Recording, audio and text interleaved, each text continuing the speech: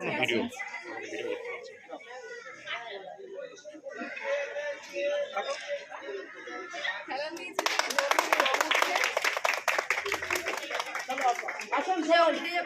আস্তে আস্তে আসেন, আস্তে আস্তে আসেন।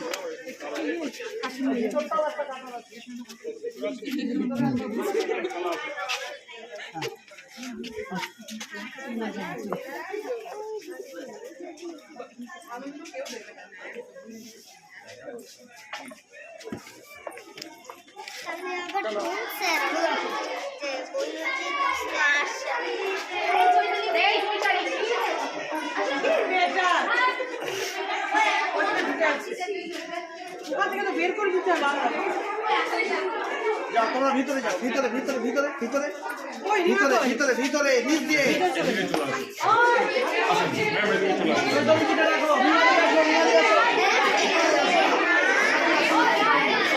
আসো।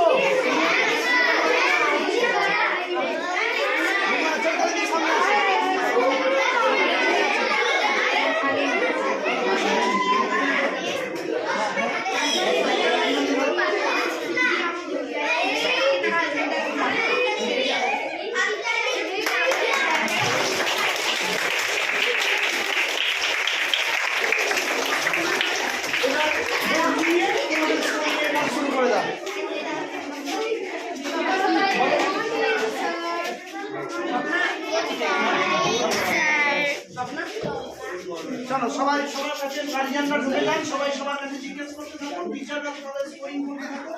একটা কমিটা নাও করে ওই দিক থেকে যাও। টিচাররা, টিচার আমাদের এখানে আসো।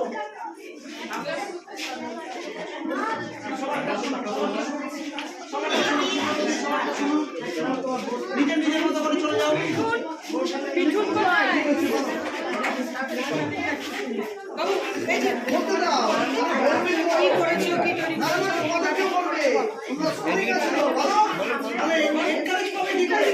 গার্জিয়ানরা আপনারা প্রত্যেকের কাছে যান, জিজ্ঞেস করুন কি করেছে, কি বিষয় জিজ্ঞেস করুন।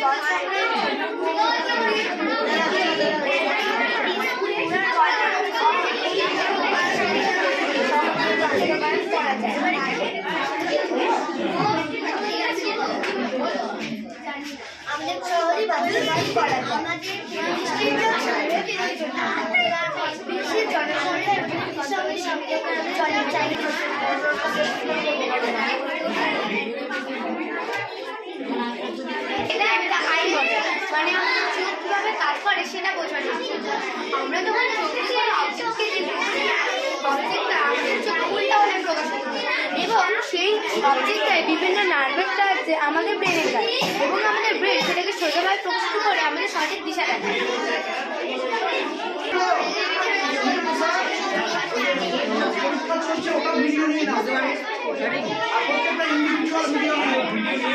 আচ্ছা আচ্ছা, দিদিমণিরা পরীক্ষা নিচ্ছে, এই যে ম্যাডাম দিদিমণিরা শুনছে, সেটা ভিডিওটা নাও। তাহলে হ্যাঁ, স্কোরিংটা করছে না।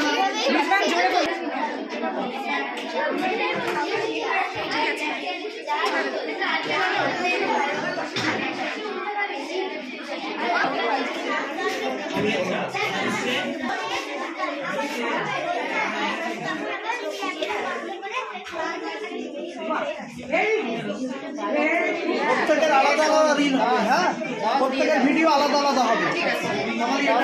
ঠিক আছে,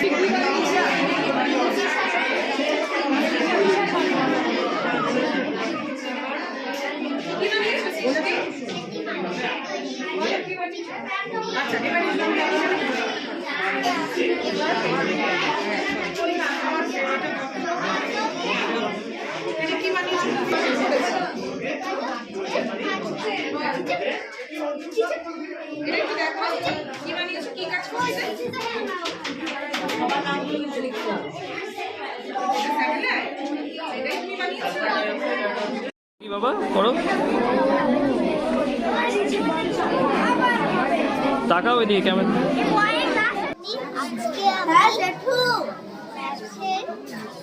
তুমি বাড়িতে আছো?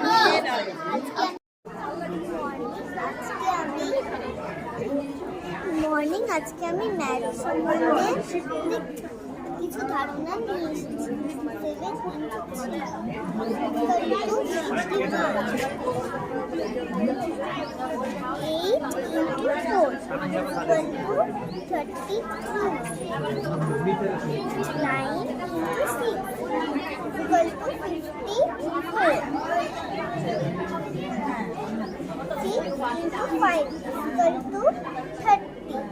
7 বলো তুমি কি কি করেছো? আমি ক্লাস 4 পড়ি। আমি ওয়েস্ট ওয়াটার পিউরিফিকেশন করেছি। এই কলকারখানার নোংরা ও দূষিত জল ওয়েস্ট ওয়াটারে গিয়ে জমা হবে এই পাম্পের সাহায্যে। প্রথমে বড় পাথর দিয়ে যাবে, তারপর ছোট পাথর দিয়ে, তারপরে বালি, তারপরে টিস্যু পেপার ও তুলোর মাধ্যমে গিয়ে জলটি শুদ্ধ হয়ে যাবে। এই পাইপের সাহায্যে ওয়াটার স্টোরেজ ট্যাঙ্কে গিয়ে জমা হবে এবং এই পাইপের সাহায্যে ঘর ঘর সেই জল ব্যবহার করা যাবে। দেখি দেখাও। নোংরা জল, হ্যাঁ, নোংরা জল।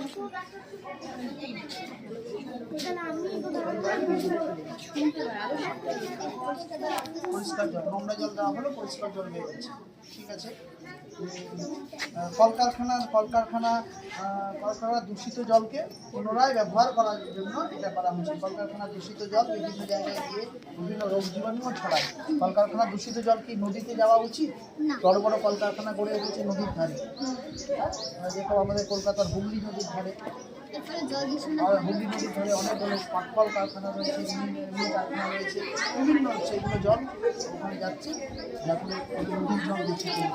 নদীর জলকে কীভাবে করে দূষিত না করা যায় তার জন্য model pump station and water purification. ঠিক আছে।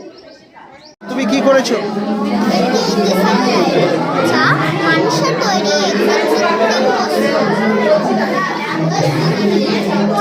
পৃথিবী ও চাঁদ বা অন্য কোনো উপগ্রহের তথ্য সম্পর্ক বা যোগাযোগ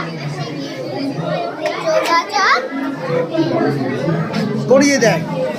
ঠিক আছে। হ্যাঁ, স্যাটেলাইটের কাজ, স্যাটেলাইটগুলো সমস্ত তথ্য সংগ্রহ করে, যার ফলে আমরা সহজেই বাড়িতে বসে সমস্ত তথ্য পাই। ঠিক আছে। প্রথম থেকে হ্যাঁ বলো। দেখা যাচ্ছে 2 এর আগে 1, এবার 2 এর পরে 3, 4 এর আগে আছে 3, এবারে 4 এর পরে আছে 5, তারপর দেখা যাচ্ছে 6 এর আগে আছে 5 আর 6 বিফোর অ্যান্ড আফটার করেছো ম্যাথের ক্ষেত্রে। থ্যাংক ইউ ভেরি মাচ, খুব সুন্দর। কারণ কারণে দূষণজনিত হয়েছে, যেমন শব্দের দ্বারা শব্দ দূষণ, যা মানুষ ও প্রাণীর পক্ষে ক্ষতিকর। কৃষি জমিতে অতিরিক্ত সার, রাসায়নিক সার, আগাছা ব্যবহার করার ফলে মাটিতে বেশি মাটি দূষণ, জল দূষণ হয়েছে। এয়ার পলিউশন এবং যানবাহন থেকে নির্গত ধোঁয়া বের হয়ে বায়ুতে মিশে জল দূষণ হয়েছে। প্লাস্টিক পলিউশন,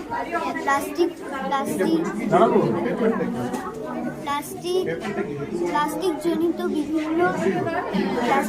বিভিন্ন পদার্থ ব্যবহার করার ফলে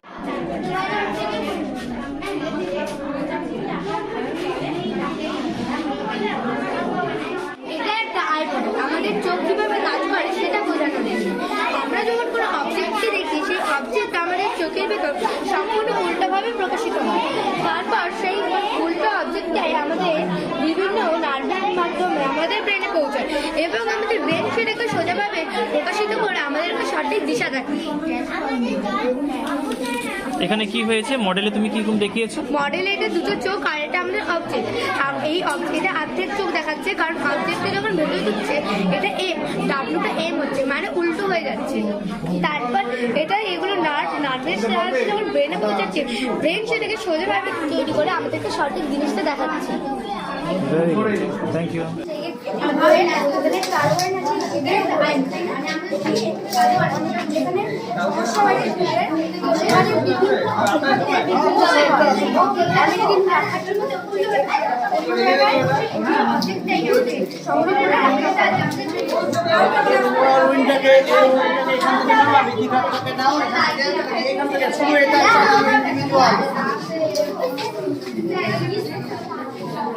ভিডিও নাও,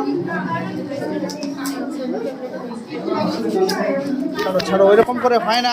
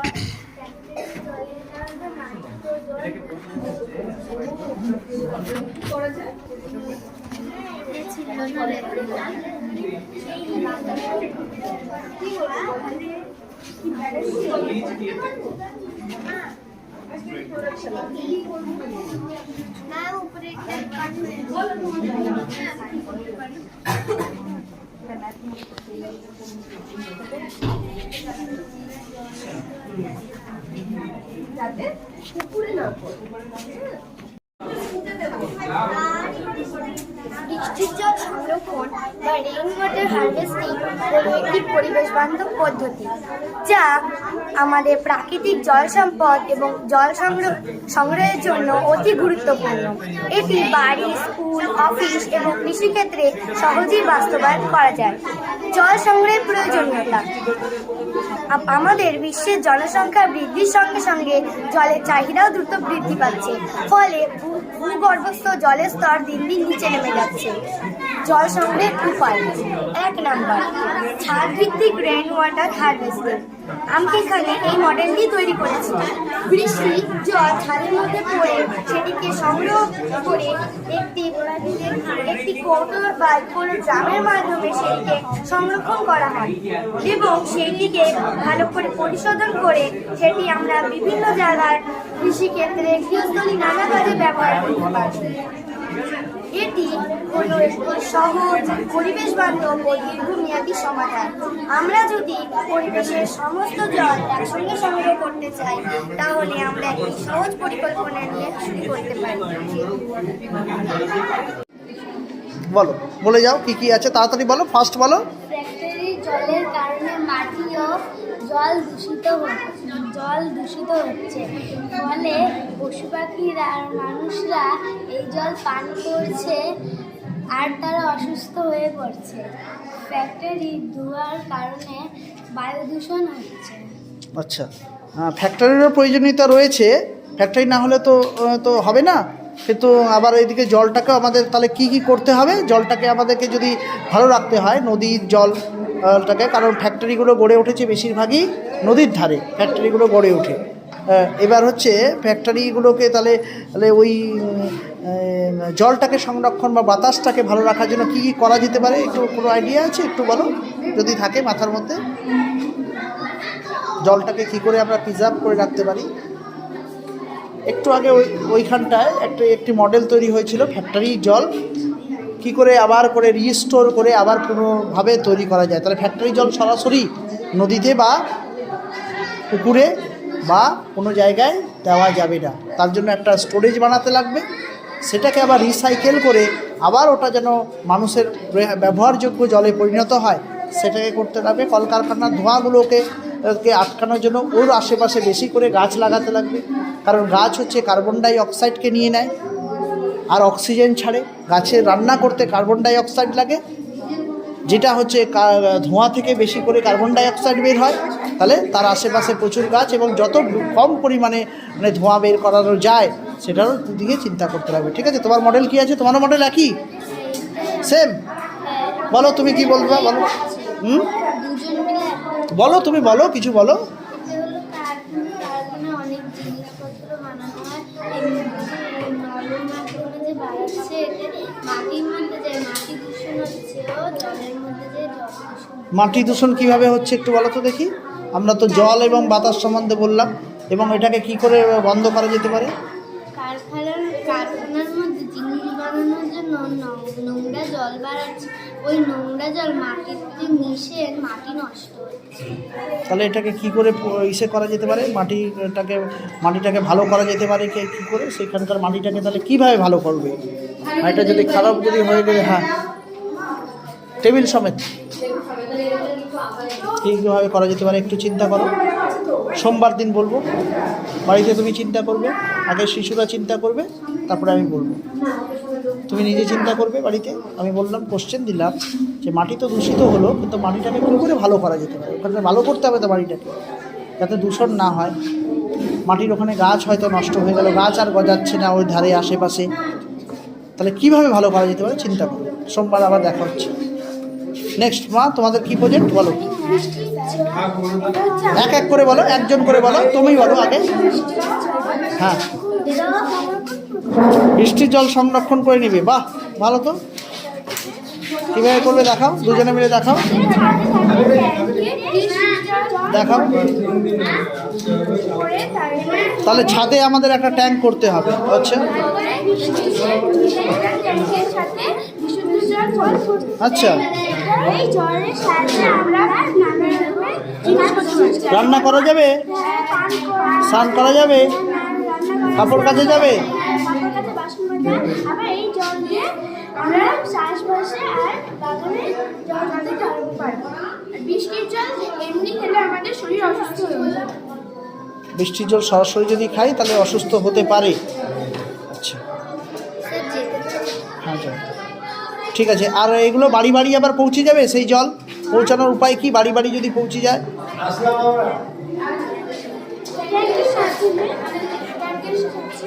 ট্যাঙ্কের সাহায্যে পাইপ লাইন দিয়ে বাড়ি বাড়ি জল পৌঁছে যাবে।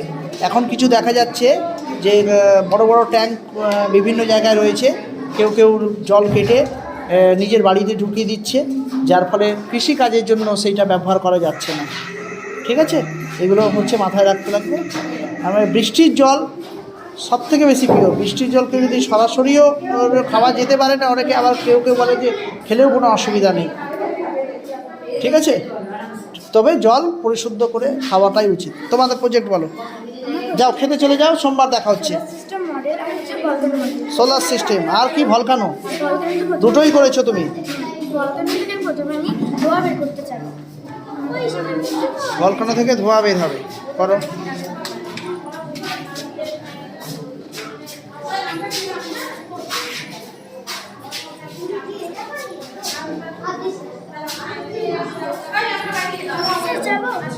খেতে যাও, খেয়ে নাও, খেয়ে নাও।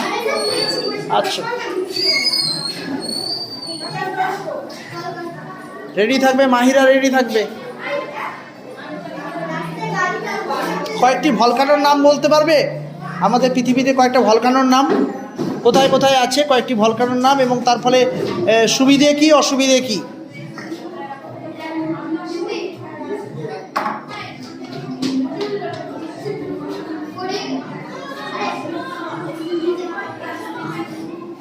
কেন ভলকানো সৃষ্টি হয়? ভলকানো কেন হয় বলো? কেন হয়? কেন ভলকানো থেকে কি বের হয়?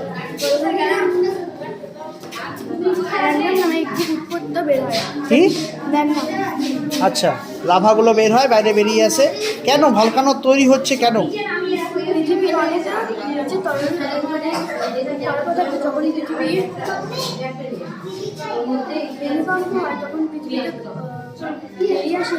ভূমিকম্প ছাড়াও ভলকানো হতে পারে, আর একটু স্টাডি করে নিও, সোমবার আলোচনা হচ্ছে। যেহেতু আজকে তোমার সোলার সিস্টেমটা একটু বলে দাও। সোলার সিস্টেমে বোঝাতে চেয়েছি যে এখানে 8টি গ্রহ আছে, কার অবস্থান কোথায়। এখানে আছে মার্কিউরি, এটা হচ্ছে বুধ গ্রহ, তারপর আছে ভেনাস, তারপর হচ্ছে শুক্র। সব থেকে কাছের গ্রহ হচ্ছে মার্কিউরি, আর সব থেকে দূরের হচ্ছে নেপচুন। সব থেকে বড় জুপিটার। জুপিটার। কার উপগ্রহ সব থেকে বেশি?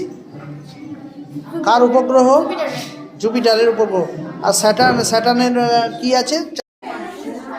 কি বানিয়েছো? আচ্ছা বলো এবার। মর্নিং ম্যাম, এখানে জিও স্টেশনারি স্যাটেলাইট বানিয়েছি। এই স্যাটেলাইট উপকারী স্যাটেলাইট, এই স্যাটেলাইটের দূরত্ব 3600 কিলোমিটার। এই স্যাটেলাইটের মোবাইল বিভিন্ন জিনিস কন্ট্রোল করতে পারি। রক্ষা করার জন্য আমাদের পৃথিবীর রক্ষাও করতে হবে। বিনোদি একটু তাকাও তো দুজন। এটির নাম সেচ ব্যবস্থা। ওয়াটার ট্যাঙ্কে বৃষ্টির জল সংগ্রহ করে পাইপের সাহায্যে কৃষিকাজে গাছের মধ্যে দেওয়া হয়। সূর্যের আলোতে গাছের গ্রীষ্মকালে নদী সাগরের জল শুকিয়ে কৃষিকাজের মাঠে ঘাড়ে ঘাড়ে জল ভালো করে যায়। পাইপের সাহায্যে জল দেওয়া হয়। আমি একটি সুন্দর চিত্র এঁকেছি। এটি হলো সূর্য।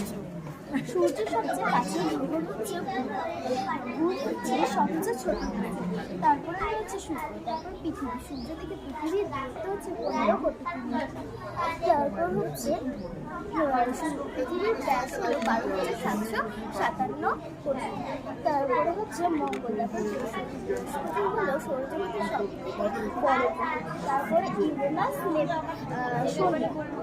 তারপর শনি চারপাশে বলা রয়েছে। তারপর ইউরেনাস, নেপচুন সৌরজগতের সবচেয়ে শেষের গ্রহ, এবং মধ্যটা হলো হচ্ছে বাবুল গ্রহ।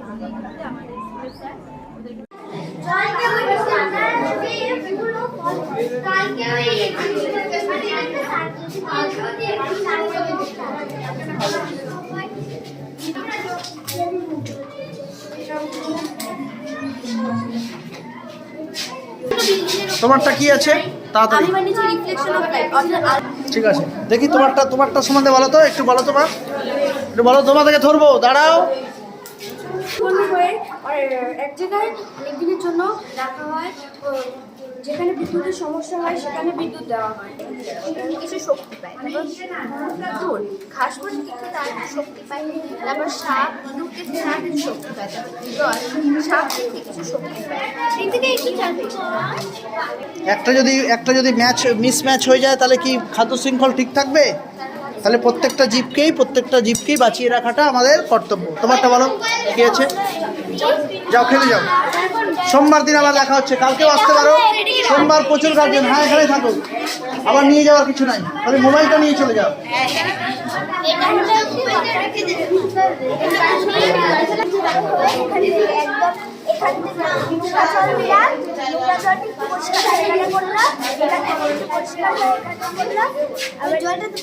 দুজন মিলে কি করেছো? ভেষজ উদ্ভিদের নাম বলো, কি কি?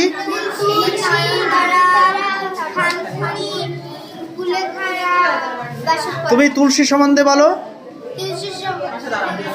তুলসী কি কি কাজে ব্যবহার করা হয়? তুলসী কেন ভেষজ গাছ হলো?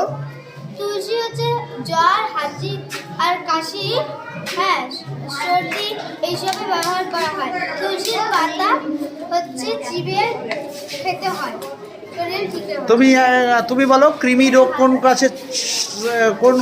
কোন গাছের দ্বারা সারে? ফানকুনি আর হচ্ছে নয়নতারা। নয়নতারা, ঠিক আছে। নয়নতারার আরেকটা কাজ বলো, নয়নতারা হচ্ছে উপকারিতা বলো। স্মৃতিশক্তি বৃদ্ধি করে। আমাদেরকে বেশি করে, আমাদের অনেক দিন আগে আয়ুর্বেদিক ওষুধ তৈরি হয়েছিল, যখন এত ট্যাবলেট ছিল না, তখন সমস্ত এখনও এই পাতাগুলো দিয়েই ওষুধ তৈরি হয়। আরও সায়েন্স অনেক উন্নতি করেছে, কিন্তু আমাদের এই ভেষজ গাছ যদি বাড়ির আশেপাশে বিভিন্ন জায়গায় রাখা যায়, তাহলে আমরা অনেক কিছু রোগ থেকে আমরা নিজেকে সুস্থ রাখতে পারবো। তাই জন্য বেশি করে ভেষজ গাছ লাগানো দরকার। তোমার মা বলো তো কি আছে? খেতে চলে যাও, তাহলে কালকে আসতে হবে।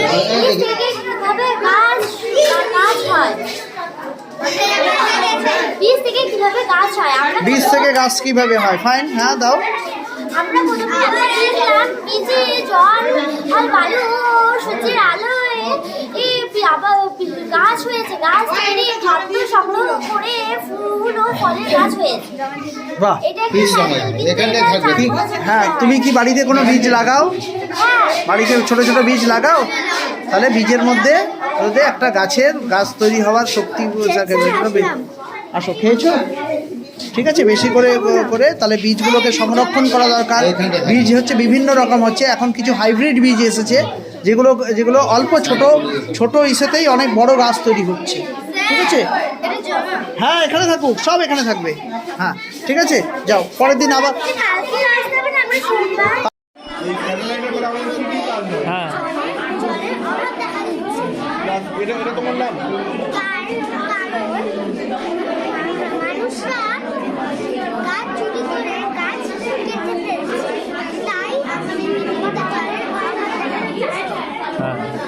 আমাদের এই পৃথিবীর একটা মাধ্যাকর্ষণ শক্তি আছে এবং বায়ুর চাপ এবং দিক আছে।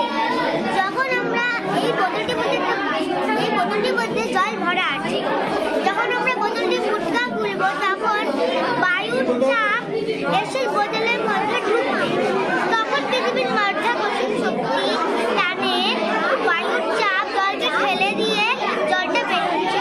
আর যখন ফুটকাটা বন্ধ করা হচ্ছে, তখন বায়ুর চাপ আর ঢোকাতে পারছে না জন্য জলের বেরোচ্ছে।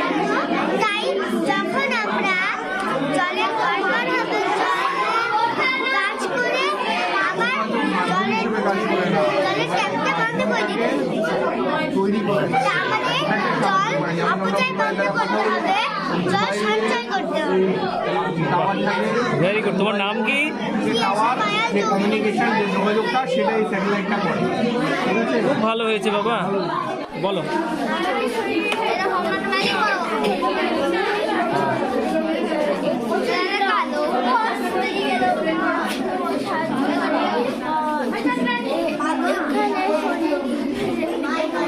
मुझे नीचे पागल गया আমি পাগল গেও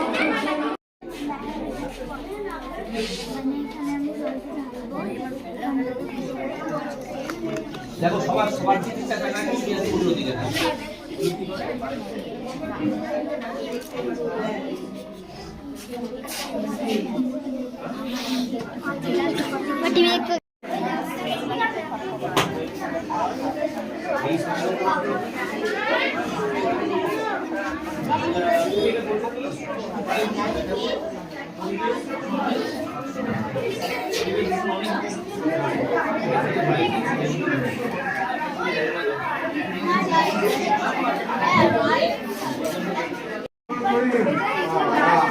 কনিশা কি বানিয়েছো? আমি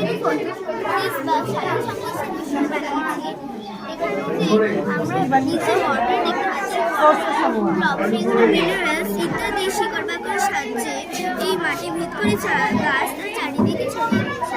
এখানে পাতায় রাখা সূর্যের তাপে তৈরি হচ্ছে এবং তারা খাদ্য তৈরি করে গ্লুকোজ এবং অক্সিজেন চারিদিকে ছড়িয়ে দিচ্ছে এবং কার্বন ডাই অক্সাইড নিচের কাছে নিয়ে আসছে। কিন্তু রাত্রেবেলা যখন ফসফেট কমে যায় এবং খাদ্য তৈরি করতে পারে না, তখন তারা অক্সিজেন কাছে সূর্যের কাছে নিয়ে যায় এবং কার্বন ডাই অক্সাইড ছড়িয়ে দেয়।